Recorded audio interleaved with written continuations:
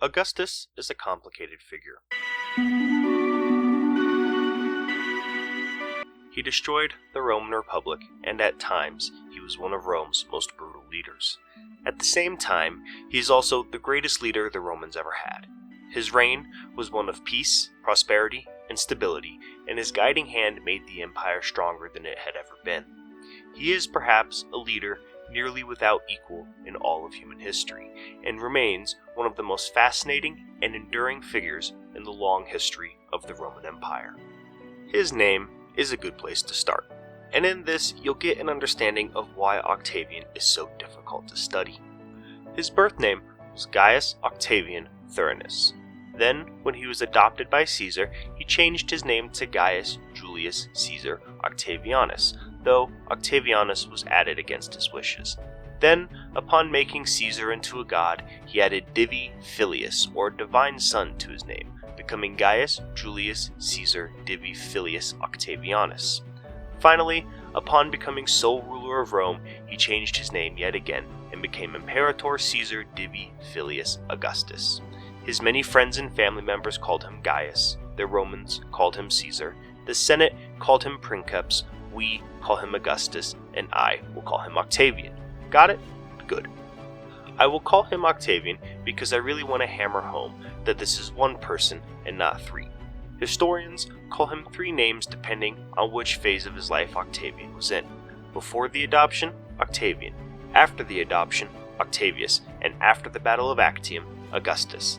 I dislike this trend, as it tends to make people think of Octavian as three people, when really it was just one very gifted individual.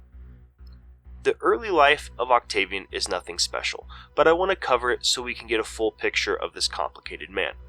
Born in 63 BC, he was the younger of two siblings. His older sister, Octavia, would be one of his closest friends for his entire life. Octavian was named after his father. Gaius Octavian Sr. was a first-generation senator and had been something of an up-and-comer for years. The Octavii clan were not a patrician family, but they were moderately wealthy and had some strong political connections. Octavian's mother Attia was the niece of a certain Julius Caesar, who himself was becoming a renowned and famous politician. She loved her son deeply, but we will see that she was an overbearing force in his life. At the age of 4 in 59 BC, Octavian's father died and his mother took over his education. Octavian learned oratory, literature, arithmetic, and history, and took to his studies very well. While Octavian was bright and charming, the young man was also sickly and fragile. The opposite of what Roman boys should be, there was nothing to indicate the greatness in store for young Octavian. Only a few months after Octavian Sr. died, Attia would remarry a powerful but boring senator named Philippus. Philippus deeply loved Octavian and treated them as if he were his own son. Octavian, in turn, loved Philippus like a father, and the man was a hugely positive influence on the young boy. In 51 BC, Octavian's grandmother Julia would pass. Julia was Julia's sister Caesar, and at her funeral, Caesar would hear a speech given by Octavian and was impressed with the 12-year-old's charm and wit. Having no sons of his own, Caesar was very much in the market for an heir, and this intelligent young man seemed like he may fit the bill. In 48 BC, at the age of 15, Octavian was granted his toga and officially became a man. His great uncle had decided to start paying closer attention to Octavian and appointed him to the College of Pontiffs. Let's detour for a minute and discuss what this position entailed. The College of Pontiffs was a religious council that oversaw Roman tradition and religion. Their express purpose were to be the overseers of morality in Rome and take action if they found something to be taboo. Being on the College of Pontiffs was not itself a powerful position, but it was still an entrance into the Roman political system. Back to our story. The great uncle of Octavian, Julius Caesar, had been engaged in a civil war against the Optimates for some time. This was a political faction in the Roman Senate led by Pompey and Cato. He had recently defeated Pompey, the greatest general of the Optimates, in Greece and then installed Cleopatra on the Egyptian throne. Returning to Rome in 46 BC, he now began to pay more attention to Octavian. They would attend functions together and become quite close. At this point, Octavian enters the inner circle of Caesar. Caesar intended to teach young Octavian how to command legions, and he wanted to bring the boy with him to North Africa. Another Pompeian army under Cato and Scipio had risen up, and Caesar needed to put them down.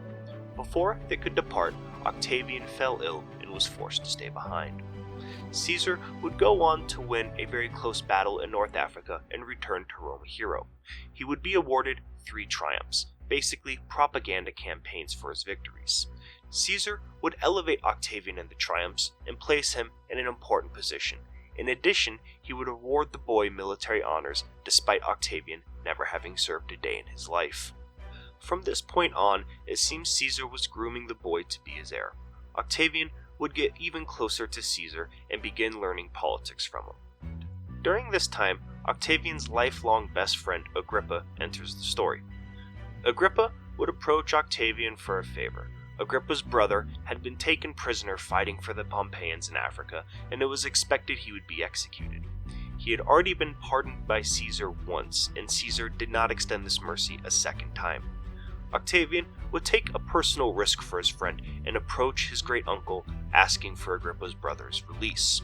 Caesar would agree, and this made Agrippa and Octavian even closer. Let's take a moment to talk about Marcus Agrippa. Agrippa was not a patrician and instead came from a normal plebeian family. He had met Octavian in school, and the two became very close friends. Where Octavian was intelligent and charming, Agrippa was strong, confident, and brawny, and never ceased to impress the ladies and legionnaires of Rome. Going forward, Agrippa will play a crucial role in coming events. When I say Octavian defeated Mark Antony in battle, what I really mean to say is that Agrippa defeated Mark Antony in battle. Agrippa will be one of Rome's most capable generals and administrators, and served Octavian loyally his entire life. Back to the story at hand. After spending months with his uncle in Rome, Caesar would make for Spain in early 45 BC, where he had to put down yet another Pompeian army. Octavian would once again fall ill before Caesar departed and was forced to remain behind. Caesar would go on to win the battle and finally end the civil war. Octavian recovered before news of the victory hit Rome and decided to make his way to Spain with Agrippa. They set sail for Spain, but were shipwrecked close to shore. The two made it ashore alive, only to find themselves in enemy territory. Traveling quickly and quietly, they made for Caesar's camp. Arriving as Caesar was getting ready to depart for Rome, he was thrilled to see that Octavian had made it. Though Octavian had missed another chance to learn from his Caesar on the battlefield, he gained something even more valuable. Caesar was impressed that Octavian had made such an effort to be there, and decided to spend some one-on-one time with him. On the trip back to Rome, Octavian and Caesar would spend the days and weeks talking, strategizing, and discussing politics. Caesar would spend time teaching Octavian, and Octavian would soak it all up. By the time Caesar arrived back in Rome, his mind was made up. He amended his will and made Octavian his successor. For the next few months, Octavian was attached to the hip of Caesar. He would get a quick crash course in Roman politics at the highest level and learn what mattered and what did not. After his quick crash course in early 44 BC, Octavian was sent to Apollonia, where he was to continue his education and learn oratory from the Greeks. He was also sent there to take command of Caesar's 5 Macedonian legions as Caesar's master of horse, or second in command, and prepare them for the coming invasion of Parthia. Caesar had planned to head that way with a few more legions in a few months, link up with Octavian, and invade Parthia with his heir at his side. While there, Octavian would strike up a close friendship with the men of the Macedonian legions, and also become close to another man named Maecenas. Like Agrippa, Maecenas would be a close friend and advisor of Octavian for years to come. Where Agrippa brought military strength and Octavian brought political genius, Maecenas brought a calm, calculating nature and a love of the arts. He would be at Octavian's side for decades to come, and be one of his most reliable and capable advisors. After a few months in Apollonia, Octavian had received news from his mother that Caesar had been assassinated. He was told to come back to Rome at once to see to the funeral. The legions and his friends there advised him to march back with the 5 Macedonian legions and avenge his great uncle. Octavian decided not to take this rash course of action and instead decided to return to Rome with no legions. Back in Rome, Octavian found that Caesar's right-hand man, Mark Antony, had driven the assassins out of the city. The assassins, who now styled themselves the Liberators, had been forced to flee when Antony whipped the public into an angry mob during his speech at Caesar's funeral. With the Liberators mostly gone and only Caesar's allies, Antony and Octavian in the city, the pro-Caesar forces had a large degree of control. At this time, in mid-44 BC, Octavian would learn something that would change Roman history forever. He would find out that Caesar had not only left him 75% of his vast fortune in his will, but that he had also posthumously adopted the young man and made him his legal successor. This was huge. It gave Octavian two things. Firstly, it gave him enough money to become a serious political player, and second, and most importantly, it gave him the best name he could have, Caesar. He was now the legal and rightful heir of one of Rome's most famous and legendary politicians. Antony had expected to receive something, anything in the will, and yet he was granted nothing. Worse though, the loyalty of the legions, the thing that made Antony powerful, was now in question. Would the legions back the son or the right-hand man? This question hung heavy in the air that year. Antony was consul, which made him the chief political official in Rome. To go forward, we need to quickly understand what a consul was. A consul was the chief magistrate of the Roman Republic. You can think of them like a president and a king combined. They were the leaders of the Roman army, they held veto power, and they could propose legislation. In addition, they were immune from all legal prosecution. They would serve 1-year terms and were supposed to have a 10-year gap between successive terms. Antony would use his consular powers to work out a deal with the Liberators. The deal was basically that the assassins would be pardoned in exchange for ratifying all of Caesar's laws and appointments. With the deal struck, Antony had gained the moderate support of the Senate going forward and had strengthened his position. Octavian, however, was in no mood for reconciliation. He called for the heads of the Liberators, and this is the first of many brilliant moves we will see Octavian make, and I want to take a quick moment to go into it. The legions of Caesar wanted no reconciliation. They wanted Liberator blood. With Antony making deals and Octavian calling for blood, they increasingly began to back Octavian over Antony. Antony was disliked by the people and by the Senate, and his base of power had always been the legions. So, bowing to the pressure created by Octavian, Antony would begin to exile or kill Caesar's assassins. But by doing this, he had now alienated the Senate and made enemies out of men like Cicero. In one move, Octavian had made Antony the enemy of the Senate and gained the loyalty and respect of many of Caesar's veteran legions. This shows why Octavian was such a successful political force. He was always a few steps ahead and a master of manipulation. Antony was obviously not thrilled about this new heir of Caesar and would do everything he could to stall the adoption proceedings and refuse to give over Caesar's inheritance. But Octavian persisted and got what was left to him. Upon the adoption being made official, he changed his name to Gaius Julius Caesar in late 44 BC. Octavianus was also added to the end of the name against his will. The name Octavianus basically referred to Octavian's early days as a non-patrician, and thus he did not want it attached to his name. But regardless, the Roman people persisted, and he remained Gaius Julius Caesar Octavianus. As Antony's year in the consulship was coming up, he planned for the future. He wanted to place himself in a powerful position. The most powerful position was in Cisalpine Gaul, just north of Rome. That way, he could swing on down to Rome with a few legions if the need arose. The only problem was that Decimus Brutus, one of the leaders of the Liberators, was the current governor of Cisalpine Gaul, and he refused to relinquish the position. Undeterred, Antony ordered the 5 Macedonian legions to return to Italy so that he could take Cisalpine Gaul by force. When the legions arrived, 2 of them defected to Octavian and another 1 stayed in Macedonia. With only 2 legions, Antony was in a weaker position than he wanted. Nevertheless, Antony made for Cisalpine Gaul with his 2 veteran legions at the start of 43 BC. As he left, Cicero weaponized the Latin language. He gave a series of speeches called the Philippics that tore into Antony.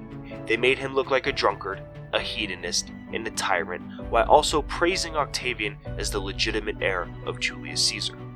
With the Senate now fully turned against Antony, the 2 consuls for that year, Herotus and Pansa, were tasked with stopping Antony.